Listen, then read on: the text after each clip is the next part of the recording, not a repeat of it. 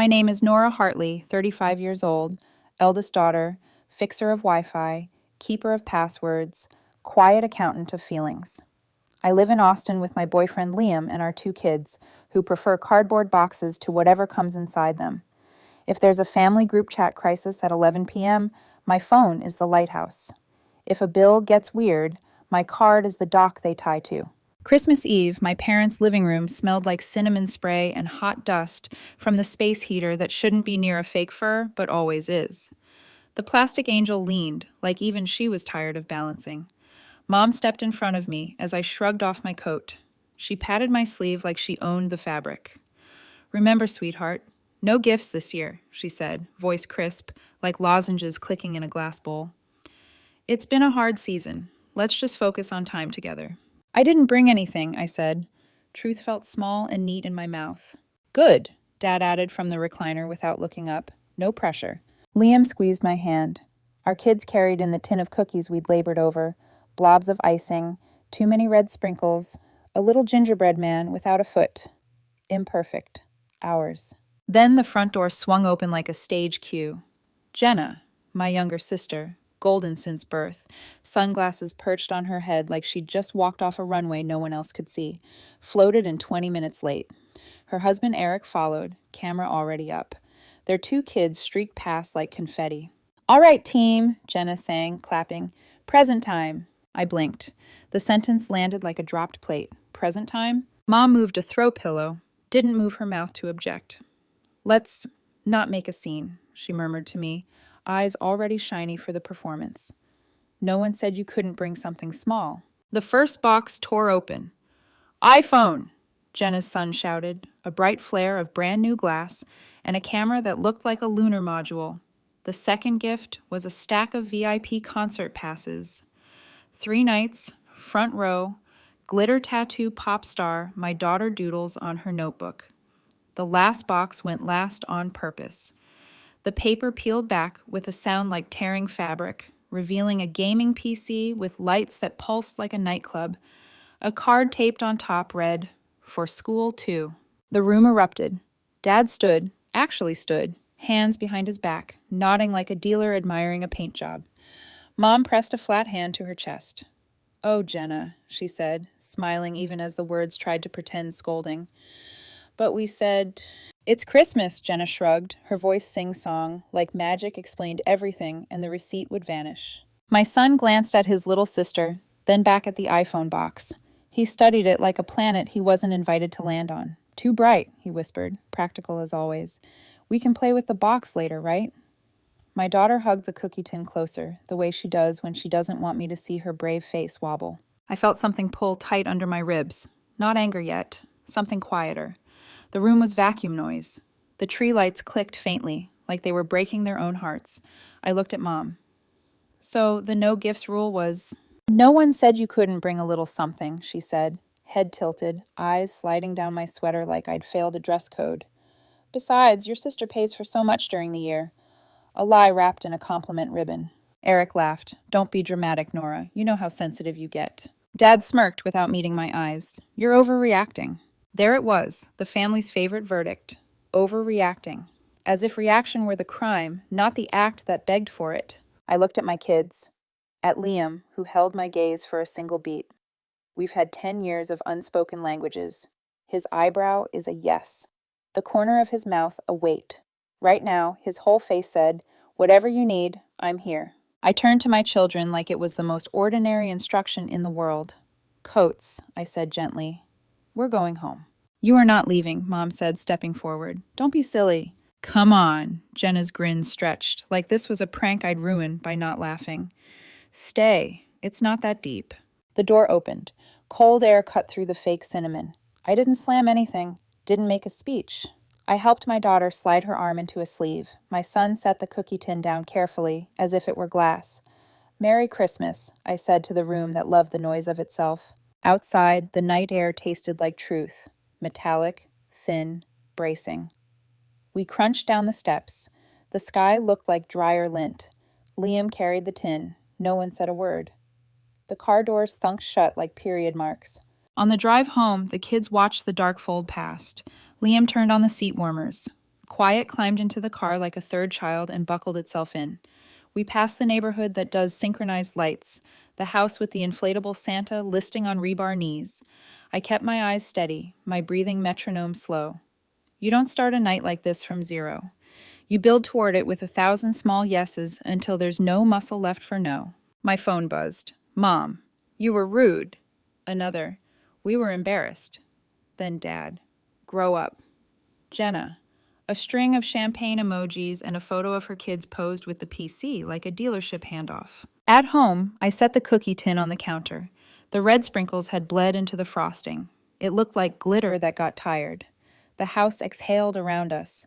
The familiar radiator rattle, the soft tick of the kitchen clock, the way our place doesn't demand we perform. Liam leaned his hip against the counter next to me. He didn't touch me right away.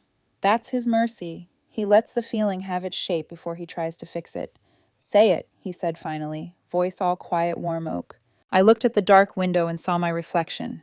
Woman with icing on her sleeve, jaw tight, two small heads behind me building a pillow fort from couch cushions like walls that can actually keep the bad weather out. I'm done, I said, but it came out like a breath you set on a shelf. Soft. Final. He nodded, the kind of nod you can live inside. Then do it. My thumb hovered over the family group chat. Old reflex. Show mom first. Ask permission without naming the asking.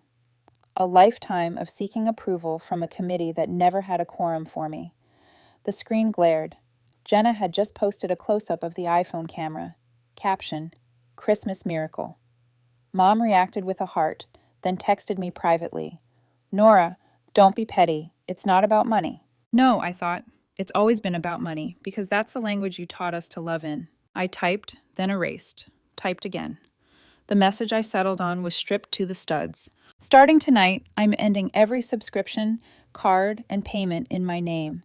Please update your own. You have 24 hours to save anything important. After that, my accounts are mine. I didn't hit send. Not yet. I listened to the clock. I thought of the time Dad forgot property taxes and called me like a salesman. Fast, friendly, urgent, buddy. We could lose the house. I set up autodraft while he nodded like a tourist on a guided tour. A month later, Mom told the neighbor she'd handled the whole thing. I thought of Jenna's temporary phone line I added 3 years ago that kept billing me like a ghost tenant. I thought of the field trip I covered at midnight while my daughter's book fair envelope got lost at school. The 1,000 small yeses. I hit send. The phone made that little whoosh sound like a bird finally deciding which way was south. I opened my banking app. The interface is cheery in a way that has always felt sinister. Confetti gifs for responsible adults. I scrolled. Netflix family, HBO Max family, ESPN Plus Dad, Prime household, Jenna's cloud storage, the extra phone line. I didn't cancel yet. Not in a flurry. It wasn't revenge. It was inventory. A slow-moving camera down a hallway of open doors, hand on each knob. Buzz, buzz, buzz. The group chat lit like a pinball machine. Dad, put it back. Mom, this is humiliating. Jenna, wow, power trip much? It's Christmas. Eric, our kids can't even watch anything now. I muted the thread. The house got even quieter. Liam slid a notebook across the counter, the one we use for meal plans and school forms. He placed a pen on top. You already know the list, he said. Here. I did. I knew it in the bones of my jaw. I also knew something else, that tomorrow I would make good on the message. Not tonight in a blaze, tomorrow like a sunrise that doesn't ask permission to occur. In the living room, our kids had turned the couch into a fort. The blanket sagged in the middle like a sky that needed one more star. I crawled under for a second, knees popping, and pressed my forehead to theirs. Movie night tomorrow, I whispered. Your pick. Can we have hot chocolate with marshmallows? My daughter asked, the brave wobble gone now. Yes, I said. I didn't have to check whether Jenna needed gas money first. Back in the kitchen, I rinsed a smear of red frosting from my cuff. The water ran warm. On the window, our reflection ghosted the glass. My face and Liam's shoulder, two small shapes under a blanket mountain behind us. Somewhere across town, the gaming PC glowed like a nightclub. Here, the only lights were gentle. The space heater clicked off. The house held its breath, then let it out. Under the hum of the fridge, a single thought rose up, clear and sharp, a thin, bright line cutting through years of static. You don't have to keep being the bank to be the daughter. I dried my hands. The phone vibrated again on the counter, insistent as a fire alarm. I turned it face down. Tomorrow, I would begin pulling the threads. Tonight, I was already free. When people talk about family patterns, they use words like cycles or dynamics. Mine had simpler geometry, a circle drawn around my sister, and me somewhere outside of it, holding the pen that drew it. I grew up in a house where money was a mood.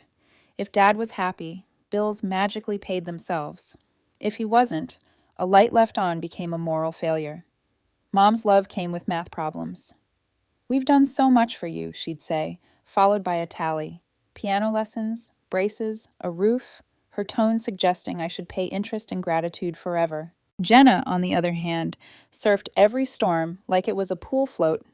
When she failed geometry, Mom blamed the teacher. When I got straight A's, she said, "Of course you did," then whispered, "Don't make your sister feel bad." That was the rhythm of our childhood. My success was noise. Hers was music.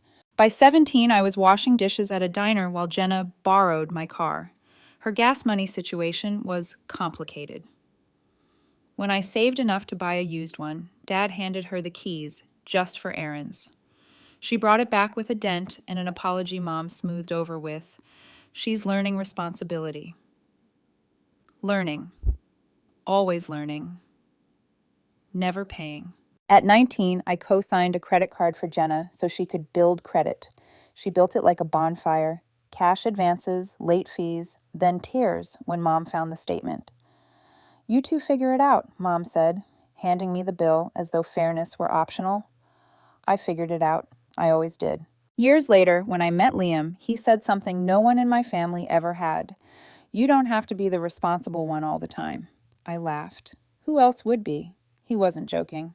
We married quietly, without a 12-course dinner or drama, just a rented backyard and borrowed fairy lights. Our life was modest, a 2-bedroom apartment with a window that stuck every summer. I worked at a medical group, balancing numbers and people. Liam taught kindergarten, came home with glitter stuck to his neck like medals from a gentler war. We lived within our means, sometimes under them. Our kids thought sharing a room was like camping. But in my family, means was a fluid concept. They called me generous when it suited them and cold when I stopped giving. Small requests became habits, then expectations. Mom, Netflix is acting weird. Can you check? Dad, your ESPN Plus isn't working again. Jenna, Eric's card got flagged. Can you add us to your Amazon for now? For now meant forever. $30 here, $12 there. A steady leak in a boat only I was patching. Once, Jenna texted at midnight, "Emergency. The boys need shoes for school tomorrow." Eric's account froze. I transferred the money before my alarm even went off. The next morning, Mom posted on Facebook, "So proud of my girls. Family is everything." The irony was surgical. Every December, a new rule arrived. "No gifts this year," Mom would decree when Jenna changed jobs. "Only handmade," the year Dad had surgery bills. Secret Santa, $20 limit after Eric's boutique folded. Yet somehow, someone always bent the rule, and it was never me. Jenna's gifts sparkled. Designer scarves on sale. Dad unveiled a new grill that needed its own extension cord. Mom handed Jenna a little something that looked suspiciously like the watch she'd circled in the magazine ad.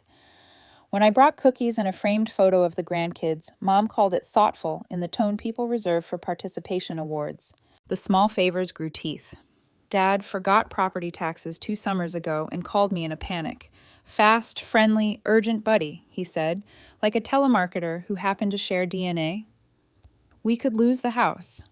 I set up the payment plan, showed him how to turn on autopay, explained every step. He nodded through it like a tourist on a guided tour. Mom brought lemonade halfway through and said, "You're such a good daughter." A month later, I overheard her telling the neighbor she'd handled everything herself. I didn't correct her. I never did. Correction always sounded like ungratefulness in our house. There was a pattern, and patterns only stay invisible because you learn not to name them. In mine, I was the fixer, the donor, the one who could be counted on, mostly because they counted everything. Liam noticed before I did how deeply I'd internalized it. Once, he found me at midnight scrolling through bank statements, lips pressed tight. "What are you doing?" he asked. "Checking what went out," I said. He leaned over my shoulder. "Why are your dad's gym fees on there?" "He forgets to cancel things," I murmured. "Then he can forget to pay for them too." His tone was soft, but it landed heavy. That night, he wrote in the margin of our grocery list, "You don't owe them maintenance." I crossed it out. Not because he was wrong, and I know some because he was too right. Because he won't. Sometimes love feels like duty. Sometimes duty feels like a leash. When the family group chat buzzed, I jumped like it was an emergency alarm. "Mom, your father's ESPN Plus stopped again." "Jenna, our Prime isn't delivering same day anymore. Can you check?" I wanted to say, "Because it's my Prime, Jenna." Instead, I wrote, "Try logging out and back in." There's a word for this quiet between resentment and acceptance. It isn't peace. It's fatigue. That's where I lived for years. When my daughter missed a book fair because our envelope got lost, I told her we'd go to the library. That same night, I approved a $240 transfer for Jenna's kids' uniforms. I told myself it was kindness, but it was really habit. Mom called later that week. "You're counting pennies again, sweetheart. Don't be petty." Petty. Their word for any boundary that didn't serve them. When I suggested taking everyone off my Amazon account because it's not safe, Mom insisted. "Family shares." When I said, "Please don't pass around my login," Dad laughed. "It's not nuclear codes." I changed the passwords, then changed them back after a day of guilt texts. The path of least resistance is a trench you keep digging until it becomes home. 2 weeks before that Christmas, Mom messaged in the group chat, "No gifts this year. Times are tight." Jenna didn't respond. Liam saw my hesitation. "You okay with that?" he asked. I nodded, more tired than relieved. "Yeah, I just want a quiet one." He smiled. "Then let's make it quiet." We baked cookies with the kids, the kitchen full of sugar and laughter. The smell was warm and honest, the opposite of cinnamon spray. We packed the cookies in a tin, messy and proud. For once, I thought, maybe this year will just be normal. Maybe Mom meant what she said. But when Jenna posted a photo of her kids in a gaming store captioned, "Big surprise coming," something in me clenched. It wasn't shock, it was recognition. History wears the same perfume every time. I didn't say anything to Liam, didn't want to sound paranoid. Still, that night as I turned off the lights, I saw a notification flash across my phone. "Autopay due tomorrow. Family account." It glowed like a reminder from the universe. You built this cage, Nora. And soon, you're the one who'll have to cut the wires. The day before Christmas Eve, Austin felt like a postcard pretending to be winter. 70 degrees, no snow, just wind carrying fake pine scent from every store. Liam took the kids out for cocoa and marshmallows, leaving me alone to wrap nothing. I should have felt peaceful. Instead, I felt that nervous hum you get when you're waiting for a storm you can't see, but know is forming. I scrolled the family group chat. Mom had sent a photo of her fireplace, captioned, "Keeping it simple this year." Dad replied with a thumbs up. Jenna hadn't said a word. Silence, I'd learned, was her camouflage. That night, I stared at the cookie tin our kids had decorated with smears of green icing and lopsided candy canes. It wasn't much, but it was made from honest hands. I told myself that would be enough, that maybe this time, no gifts, actually meant what it said. Liam came home smelling like cinnamon and kids' laughter. "They picked out peppermint marshmallows," he said, shaking his head. "Double sugar bombs." He poured 2 mugs of cocoa, set one in front of me. "You're thinking about it." "About what?" He gave a half smile. "The storm you can already feel." I wanted to deny it. "Maybe they've changed." "Maybe," he said softly, "the way you talk about long shots and miracles." That night, when the house went still, I opened my banking app again. Scrolled through the list. Netflix family, Amazon Prime, household, Jenna's Cloud, ESPN. Dad. The names blurred into one long reminder of how far my yeses had stretched. I closed the phone and whispered into the dark, "Tomorrow, I'm not rescuing anyone." Morning came bright and wrong. The kids were already bouncing, trying to guess what Grandma's cinnamon rolls would taste like this year. Liam loaded the cookies into the car, kissed my temple. "Whatever happens, we leave when you say." I nodded, but my throat felt thick. My parents' house was a two-story shrine to appearances. The lawn glittered with store-bought reindeer. The wreath still had its price tag tucked underneath. Inside smelled like potpourri and anticipation. "Look who's here," Mom sang, her voice 2 notes too high. She hugged me tight enough to wrinkle my shirt. "I'm so glad you made it." Dad gave Liam a nod, then returned to adjusting the TV volume. Jenna and Eric weren't there yet. My stomach eased, just a fraction. The kids placed their cookie tin under the tree like an offering. "Don't they look perfect?" Mom said, patting my arm. "I'm proud of how you raised them. So polite." Then her voice softened. "You understand. Times have been rough, so thank you for keeping it simple this year." "I know," I said. "You said no gifts." She smiled, eyes shiny, already deflecting. "Exactly." But the peace lasted about as long as a match flame. The doorbell rang, laughter spilled in, and suddenly the air changed temperature. Jenna floated inside in a gold jacket, sunglasses still on her head. Eric trailed behind, with bags stacked in his arms, their kids squealing. "We brought just a few things," Jenna chirped. Mom didn't protest. She shifted a pillow, like rearranging the room could rearrange the lie. My son tugged at my sleeve. "I thought you said no gifts, Mom." "I did." "Then why are those presents bigger than me?" I couldn't answer. The first box ripped open. iPhone. The next, VIP concert tickets. Then the gaming PC with the glowing lights. Each layer of paper felt like a slap made of sound. Dad clapped. "Now that's a surprise." Mom laughed through a tear. "Oh, Jenna, you shouldn't have." But she was smiling as she said it. My daughter's hand tightened on the cookie tin. "Ours isn't good enough, is it?" she whispered. My throat closed. "It's perfect," I told her, even as her lip trembled. Across the room, Jenna turned to me. "Don't look so tense, Nora. It's Christmas. Don't make this awkward." Liam's eyes met mine. His hand found my back, steady, quiet. Mom's tone dropped to that practiced softness that always came before a guilt trip. "No one said you couldn't bring something small, darling. Besides, your sister helps so much during the year. Let her have her moment." "Helps," I almost laughed. Eric added, "You really shouldn't take things so seriously. It's just tradition." Tradition.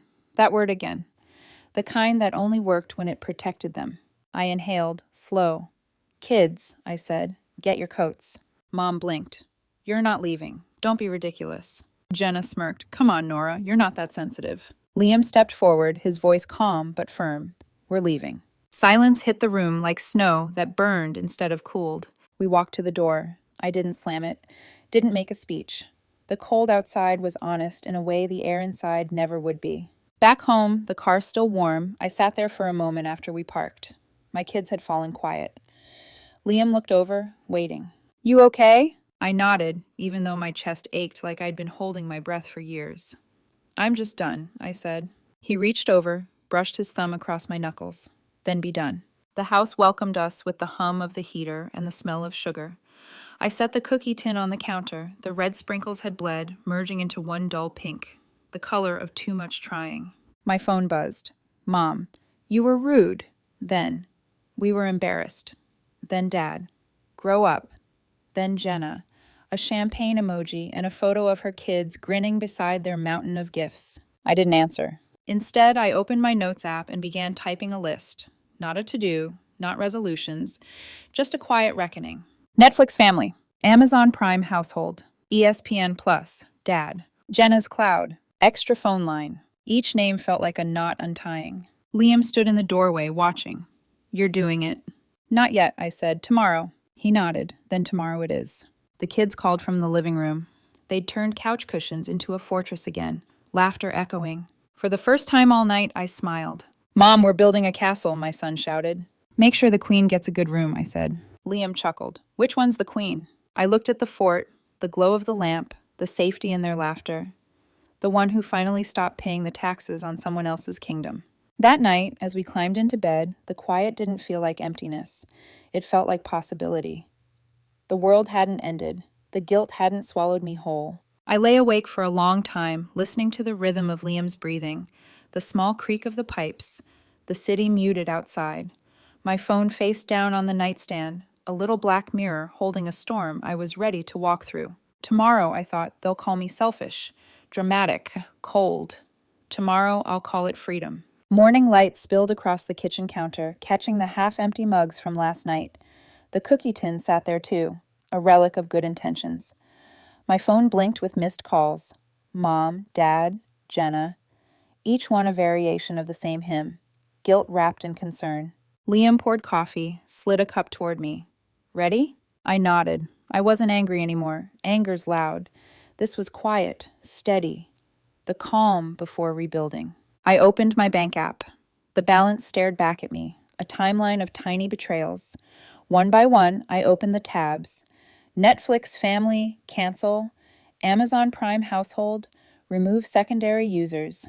ESPN, plus dad, deactivate. Jenna's cloud, end subscription. The extra phone line, terminate plan. Each confirmation ping felt lighter than it should have, like exhaling a decade of secondhand responsibility. The screen flashed. Are you sure? Yes. Notifications cascaded in, a waterfall of inconvenience disguised as justice. Buzz, buzz, buzz. Dad, what's going on? Mom, Nora, you're ruining Christmas. Jenna, our kids can't watch anything now. Really classy. Eric, power trip much? I muted the group chat. The silence that followed was beautiful, not empty, but earned. Liam leaned on the counter, calm as gravity. You want me to make breakfast? Not yet, I said. I think I need to do this part hungry. He smiled, understanding. I opened a new text, addressed to the entire family chat. My fingers didn't shake this time. Starting today, I'm ending every shared card, subscription, and payment in my name. You have 24 hours to update your own.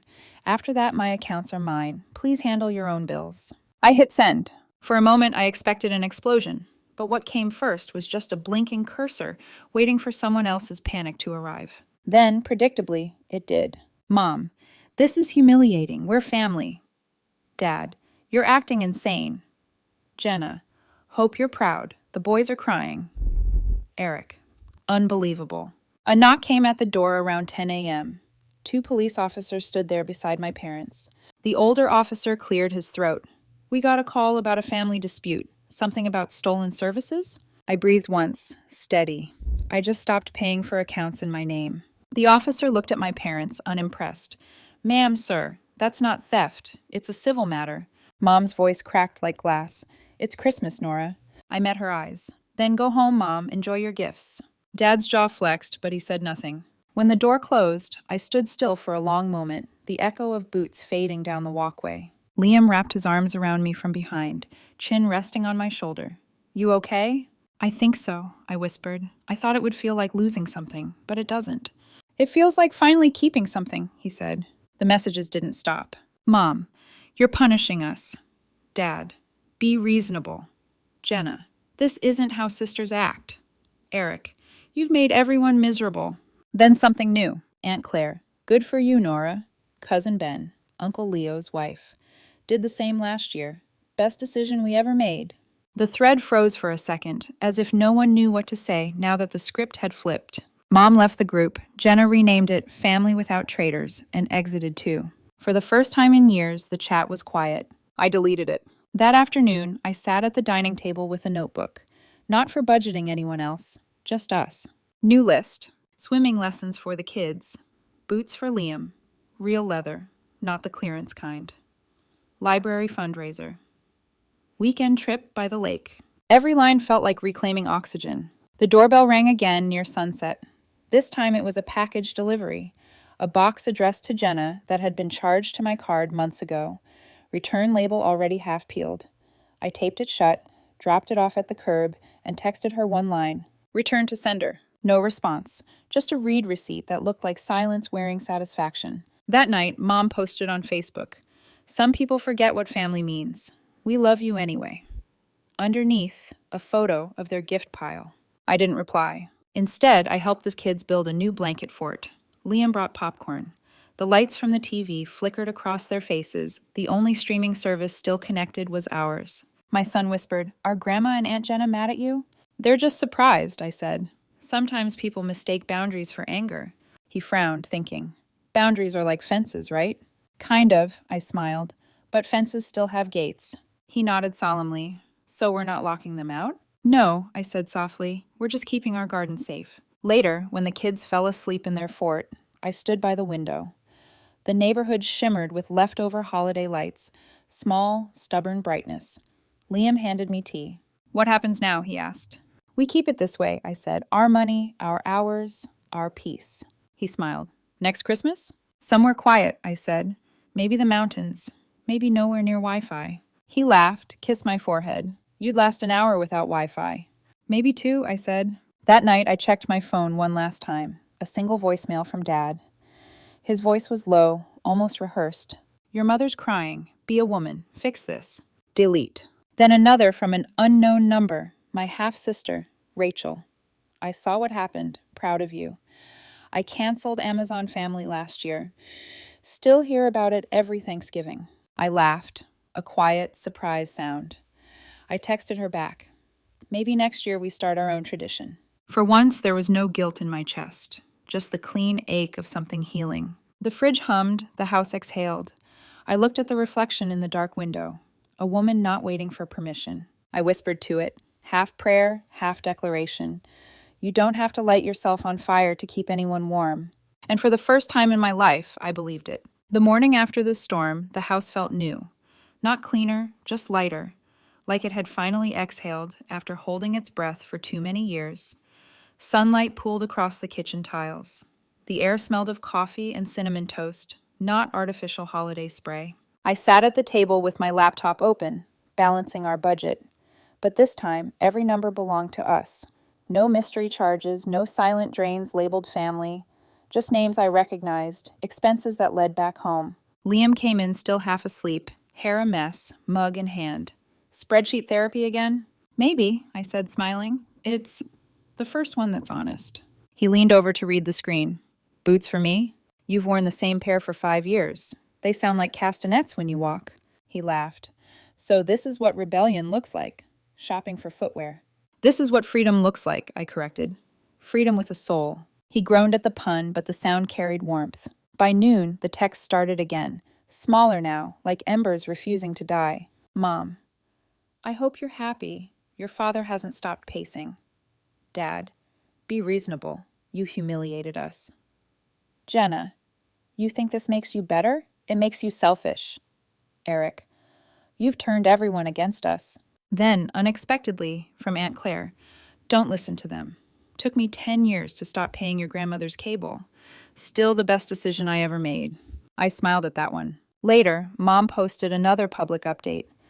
"Forgiveness is the hardest gift, especially for those who forget where they came from." A photo of the tree, the mountain of presents still visible in the background. Liam saw it over my shoulder. "You're not going to respond, right?" I shook my head. "No need. She's performing for an audience that already knows the ending." The performance had always been the point. In the afternoon, I picked up the kids from the park. My daughter's cheeks were pink from the cold, her mitten unraveling. "Can we get hot chocolate, Shama?" she asked. "Of course," I said. "Extra marshmallows," my son chimed in. "Extra marshmallows," I confirmed. I didn't even glance at the balance on my card before agreeing. That tiny act, saying yes, without checking who else was pulling from the account, felt revolutionary. We stopped by the corner cafe. The barista knew us by name. "Hey, Nora," she said, sliding 2 steaming cups across the counter. "You look different today." "Lighter," I said, like someone canceled the world's longest subscription. She laughed without understanding. Liam did. He squeezed my shoulder as we walked out. That evening, I opened my email to find a digital receipt, the last one from the phone carrier. Final closure confirmation. Just seeing the words made something in my chest unclench. Then another message from Rachel, my half-sister. "You made the group chat implode. Mom called me crying. I told her boundaries aren't cruelty. I'm proud of you. P.S. I canceled my own joint account with her last month. It's contagious, huh?" I typed back. "Contagious or hereditary. Either way, I'll take it." For the first time, I didn't feel like the family's disappointment. I felt like the precedent. At night, the kids built another fort in the living room. Pillows stacked high, fairy lights strung through the blankets. "It's our fortress," my daughter declared. "No grown-ups allowed." "Deal," I said, "but leave a window open for snacks." Liam and I watched from the couch, popcorn bowl between us. The TV flickered softly, the only account still linked to my name. "What are you thinking?" he asked. "That I spent years believing love was a ledger," I said quietly. "That helping meant proving I belonged. But I finally realized something." "What?" Real love doesn't send invoices. He nodded slowly. And peace? Peace has a price, I said, but it's worth paying. Later that night, after the kids fell asleep in their fort, I checked my phone one last time. No new messages. Just the quiet reflection of my face in the dark screen. Someone softer, older maybe, but certain. In the reflection, I saw the Christmas tree in the corner of our living room. It wasn't much. Paper snowflakes, one string of lights, a few handmade ornaments. Nothing that needed comparison. I thought about my mom's Facebook post about the fake perfection of her living room, then about my daughter whispering that her cookies weren't good enough. I whispered back into the dark. They were perfect. Because they were messy, uneven, real. That's what this new life would be. Not polished, not filtered, not up for debate, just ours. The next morning, Liam found me making pancakes at dawn. We're supposed to sleep in on holidays, he teased. I know, I said, but I had an idea. Uh-oh. Next year, I said, flipping a pancake, we rent a cabin. No group chats, no cinnamon spray, just us, snow, and silence. He grinned. And hot chocolate? With extra marshmallows. He kissed the back of my neck. Sounds perfect. And it was. Because perfection, I realized, isn't everyone smiling at the same time. It's being able to smile without permission. That night, before bed, I opened the old group chat one last time. Most of the names were gone. Mom, Dad, Jenna, all left. Only Rachel and Aunt Claire remained.